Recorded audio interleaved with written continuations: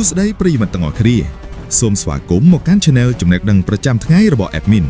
ហើយថ្ងៃនេះផងដែរ Admin នឹងលើកយកចំណេះដឹងខ្លីៗមកជម្រាបជូនដូចតទៅ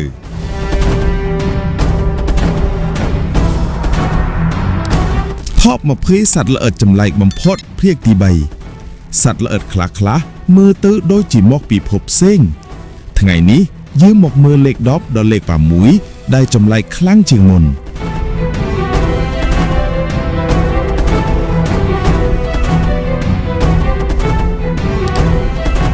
គឺ Devil's Flower Mantis វាមានរាងដូចផ្កាប៉ុន្តែមានរូបរាងគួរឲ្យខ្លាចវាអាចបន្លំសត្វផ្សេងៗដើម្បីចាប់អាហារ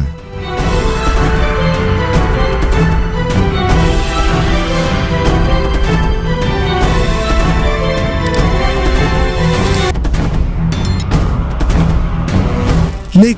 9គឺ Bullet Ant វាជាសត្វមួយដែលមានការឈឺចាប់ខ្លាំងបំផុតការចុករបស់វាត្រូវបានប្រៀបធៀបដូចជាត្រូវគ្រាប់កាំភ្លើង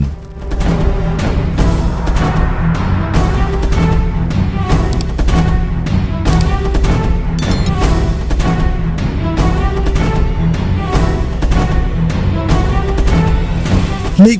8គឺ Glasswing Butterfly ស្លាបរបស់វាថ្លាដូចកញ្ចក់វាធ្វើឲ្យវាលាក់ខ្លួនបានយ៉ាងល្អ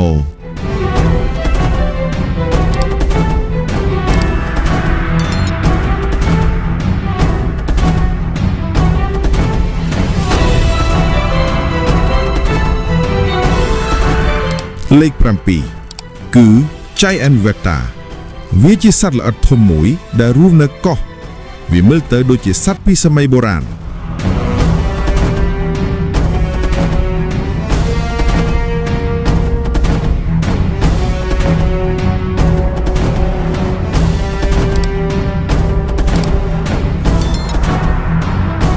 លេខ6គឺ Phasmode Caterpillar វាមើលទៅដូចជាសត្វតូចគួរឲ្យស្រឡាញ់ប៉ុន្តែវាអាចការពារខ្លួនដោយវិធីគួរឲ្យភ័យខ្លាច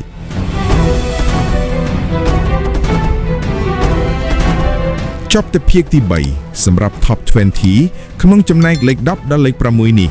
នៅវីដេអូបន្ទាប់យើងនឹងទស្សនានៅរូបរាងសត្វល្អិតដែលចម្លែក Top 20ភាគទីបញ្ចប់បន្តទៀតសូមអរគុណ